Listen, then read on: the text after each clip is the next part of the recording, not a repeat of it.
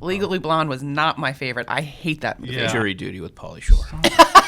Stop it. It's not. It's just not going to be on there. I have never seen that. Oh my God, it's a masterpiece. Welcome to The Defense Never Rests with Morgan and Akins, your monthly dose of uncommon sense about all things legal and some that are not. Good morning, everyone. We're here for another edition of The Defense Never Rests. I'm joined by my colleagues, Ashley Johnson. Good morning. Oliver Brooks. Hi. Tyler Williams. Good morning. And our topic today is the top 10 legal movies of all time. And at the outset, I'll say if we forget any, comment below. Give us your thoughts about things that we may have glossed over. So I know that one thing I always do is I always ask my friends in a certain industry what television or movies best represent their chosen fields. So I ask my physician friends, is life really like Grey's Anatomy and ER? And people ask us all the time, is this legal movie, is that accurate? Is this how it really is? Or is it sensationalized for the film, for the purpose of the film? So what we did internally is we took a huge vote, took weeks to compile, painstakingly came up with a list of 10 legal movies that are our favorites internally in the office. Paralegal staff, attorneys, everyone in here contributed to this. So we're going to go from 10 to 1.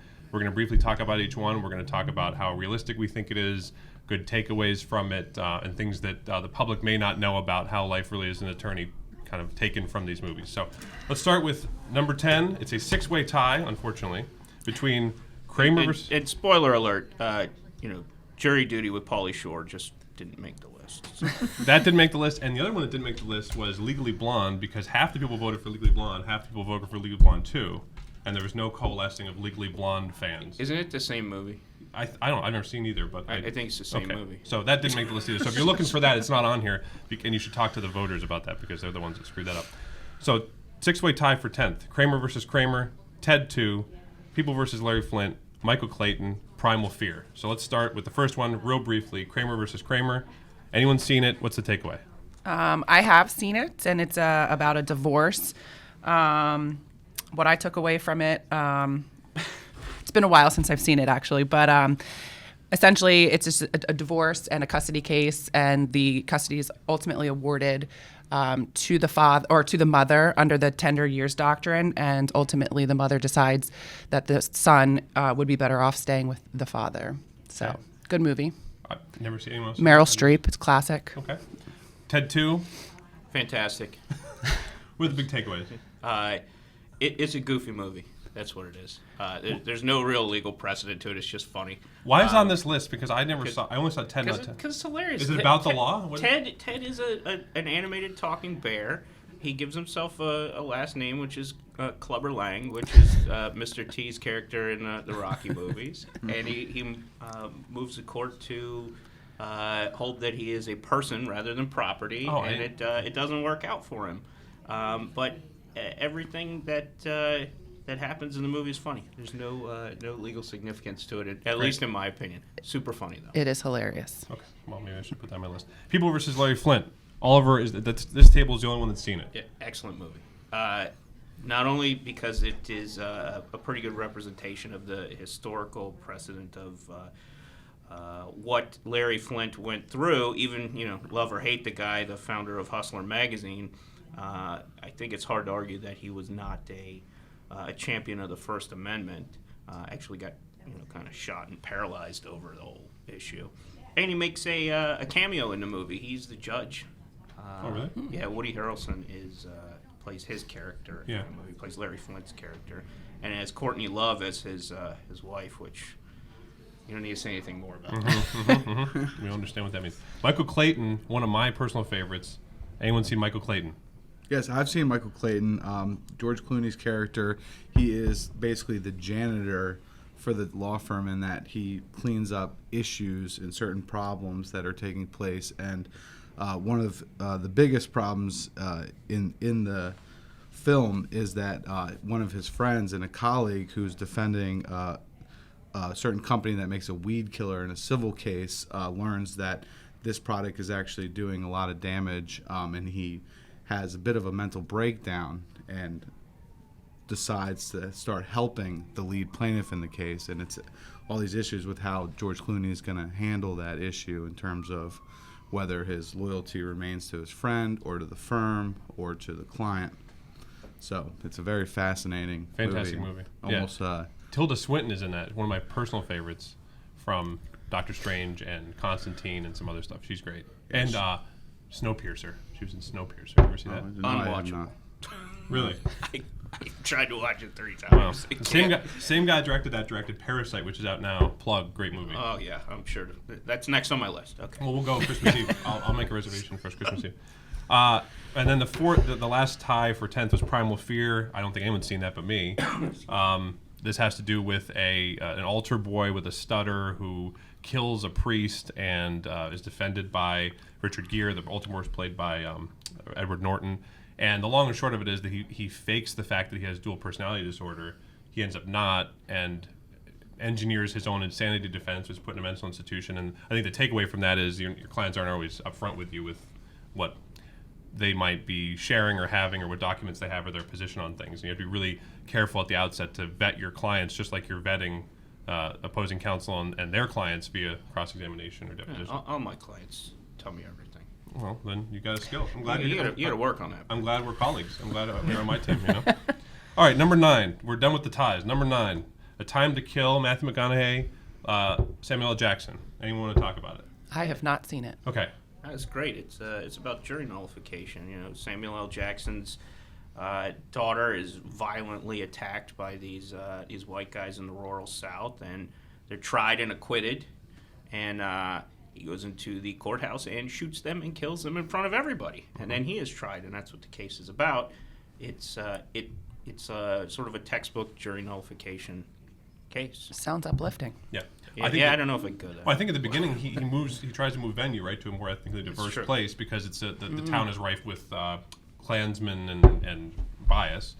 And at the end, I think it's probably the most famous closing argument in cinematic history. That's the "Imagine she was white." Remember that? Yeah. So at the end, he says, he talks about the brutal rape of Samuel L. Jackson's daughter, but doesn't give her a color or a name, and simply says, "Close your eyes," and describes this rape for minutes and minutes and minutes, and then says, "Now open your eyes and imagine she's white." And the jury all comes to his side, and it's an incredibly powerful moment. So, Wow. Great movie. If you haven't seen it, please do.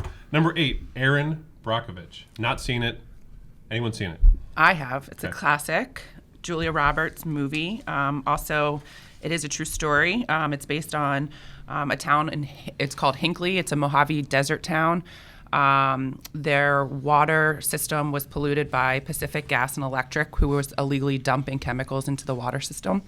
And a bunch of their residents got seriously ill, and I think some had died as well. Erin Brockovich ironically took the job. She got the job because she hired this lawyer to represent her after a car accident, and she couldn't pay him. So she took a job there to obviously instead of paying him, and she does all the research and she investigates, and she basically did everything but try the case. And I think it's important. What I took away from it from a legal perspective is, one, the power of your staff, and the importance of your staff and how hard they work. Also, the power of proper investigation. She did intense investigation. It took a ton of time, but ultimately, I think that's what helped win the case. I think it was like over $300 million they awarded. So that's Okay. what I took away from it. Good movie. Anything to add? No one? We're good? Okay. Next, number 7. Another McConaughey movie. McConaughey is making a dual appearance here. Lincoln Lawyer. Who has seen The Lincoln Lawyer, and what are the real-life takeaways from that in the legal profession? Anyone?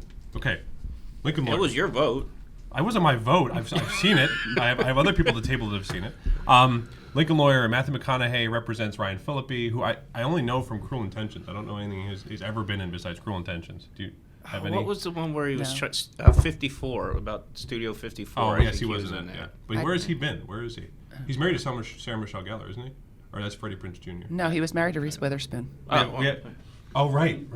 We have someone off camera, Carrie, filling us in. But he is this kind of untraditional attorney that travels around in a car, is driven around and accepts these cases, and they're all criminal defense. And he represents kind of ne'er-do-wells, motorcycle gangs and other people. And he represents Ryan Phillippe.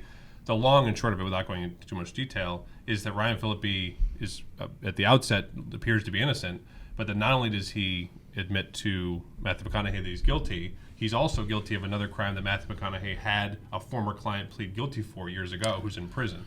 So this, I think, really highlights. I mean, we talked before about you should know your client up front and do your proper investigations.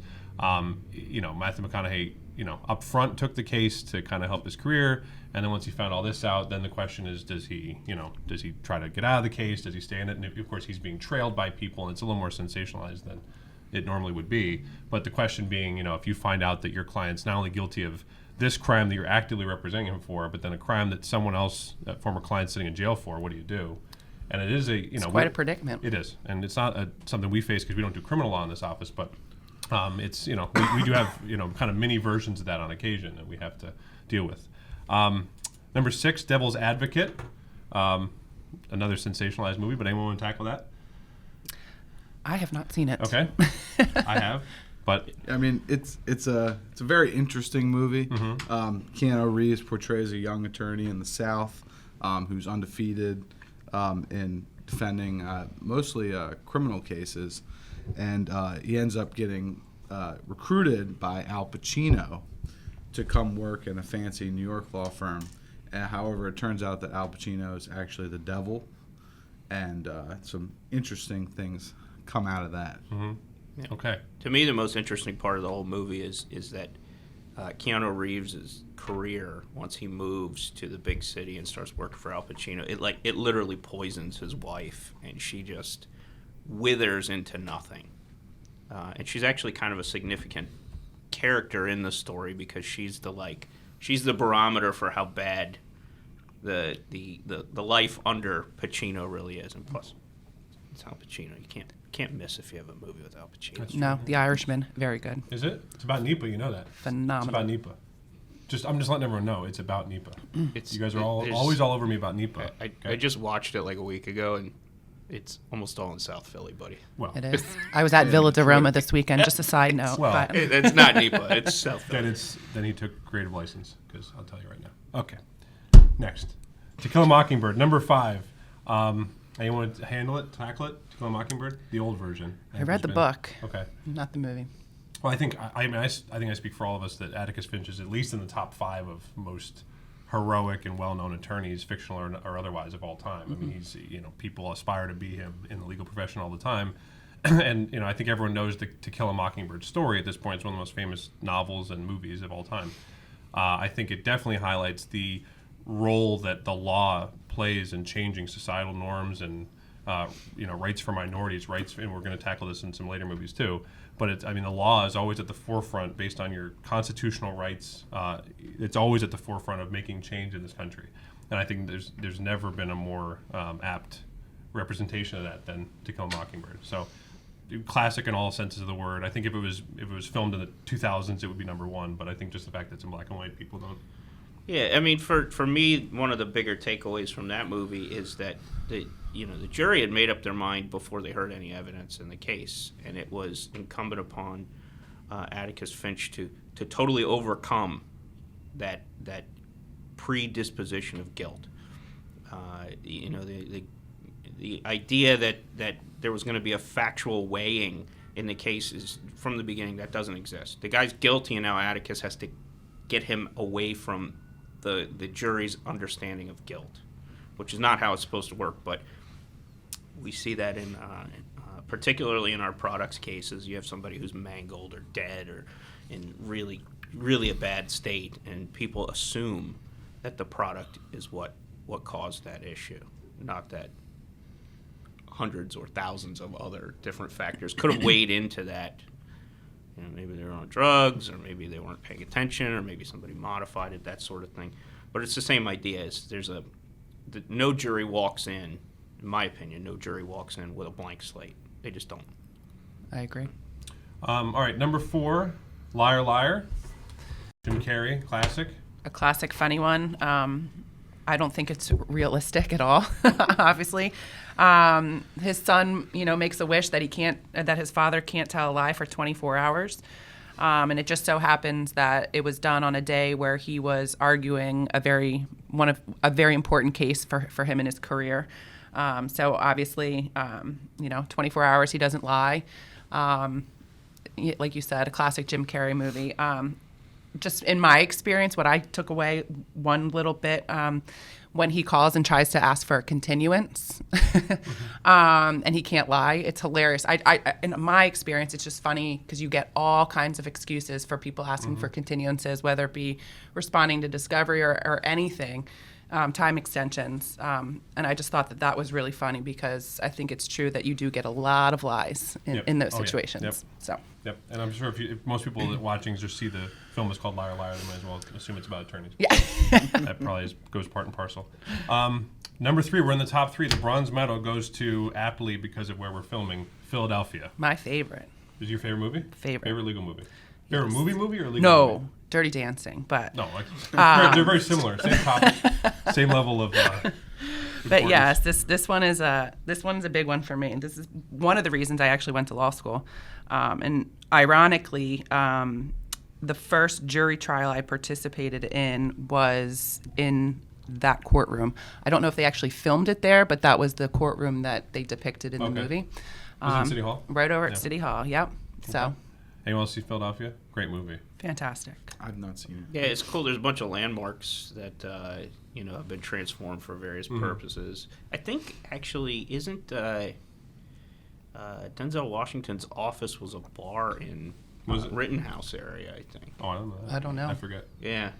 And I think another office is now the Mexican restaurant. Right here? Yeah. Those yeah. tacos? No, the bigger Ray one. Alves. No, I can't say the name. I forget. Okay, Lolita? Wow, That is not right down here. You'd think I was some like aficionado on Mexican food. Yeah, well, that's also like 20 blocks away. Yeah. But Well- no big deal. Great, thanks. But I think it was kind of for the time. I think it was a very bold move to make that movie. I know it was. I don't think it's an actual true story, but it was inspired by true it was, stories. yes. Yeah, I mean, Tom Hanks can't go wrong. I And I thought think it the was fact phenomenal. that, sorry to interrupt. No?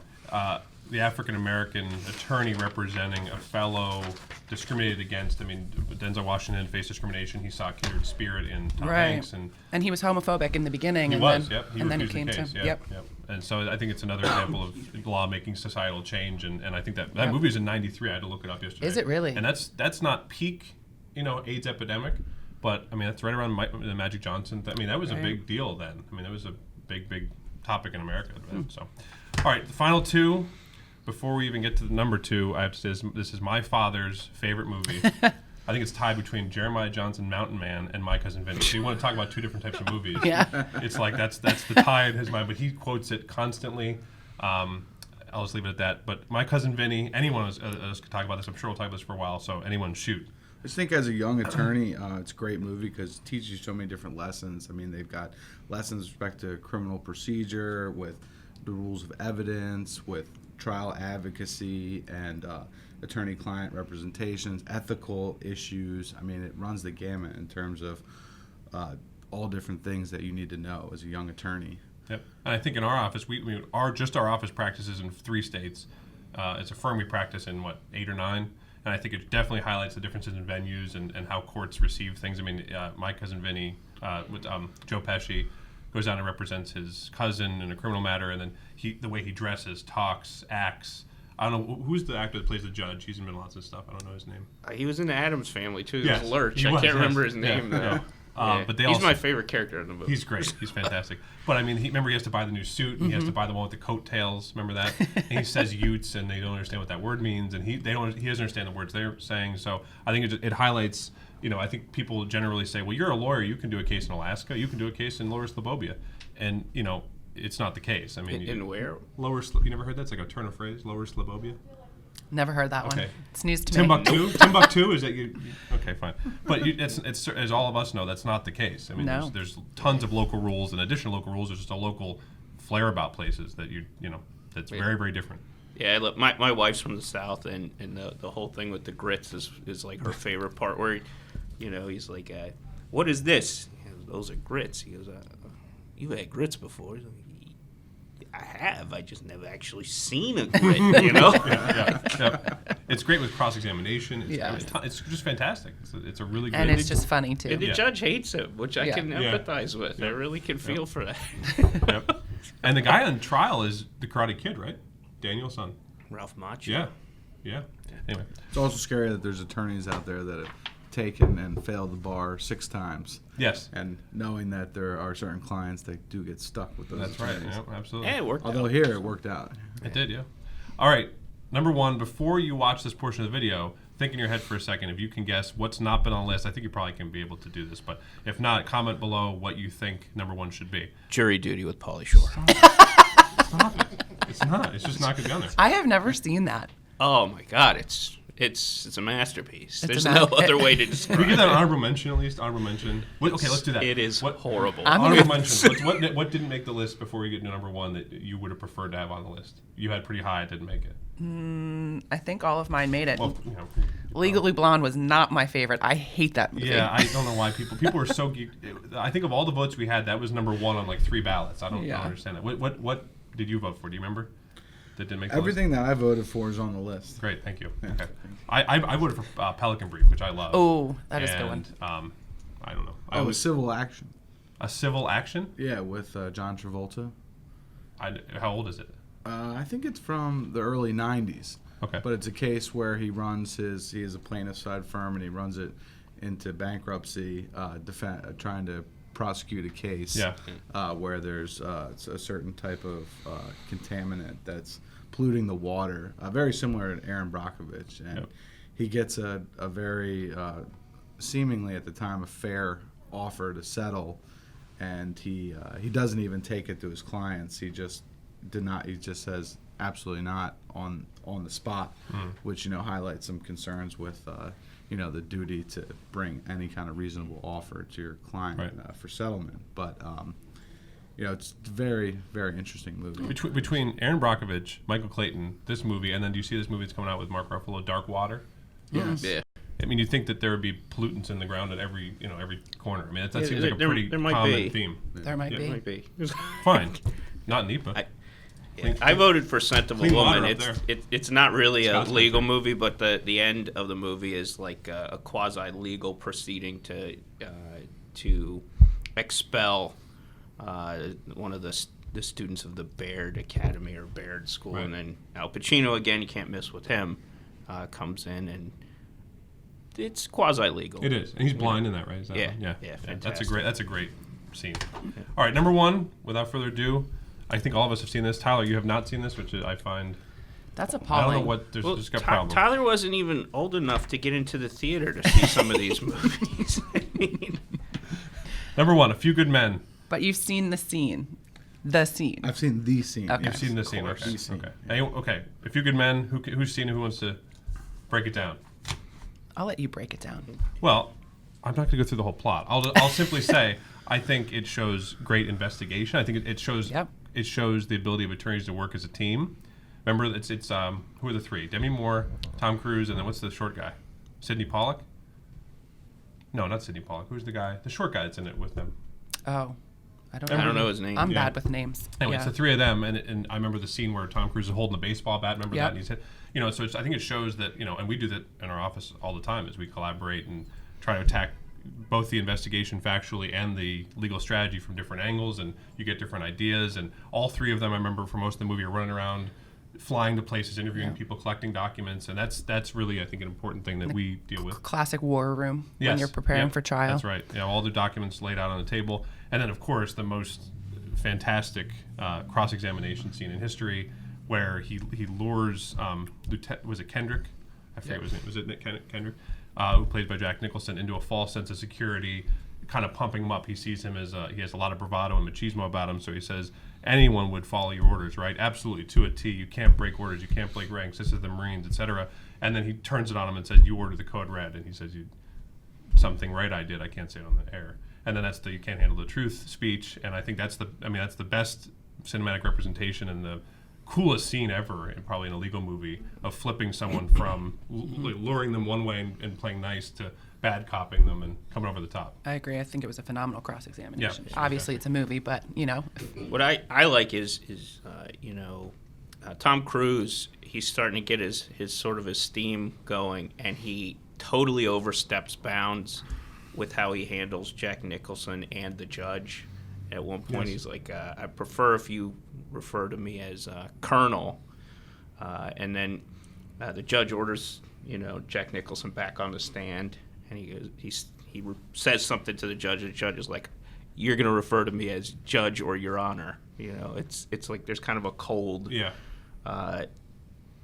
sort of a pause there, and again, maybe you couldn't see the movie, weren't at PG-13 or whatever at the time, but Tom Cruise in the movie, he looks like he's like 19 years old. He does. Yeah. And then the opposing counsel is Kevin Bacon. Yeah, and Jack Nicholson has been 70 forever. Yes, he's not changed a bit. He's never been in a movie where he's less than 70. He still looks 70. Yeah, even in The Shining, he's kind of old and creepy. That's right. So, anyone else want to add something on A Few Good Men? No? You should see it. Bottom line. Okay, great. It's your homework. Yeah. So that completes our list. If you have any additions, you think we missed something, you want to chime in, comment below. We really appreciate your time here, and we love doing this one. We think it's a lot of fun. That's all for The Defense Never Rests. We'll see you next time. And Pauly Shore, if you're listening, I tried, man. And then speak briefly about each one. If you have... Sorry. None of that was recording. I apologize, guys. All right, now we're rolling. That sounded good. Do I do it again? Yeah.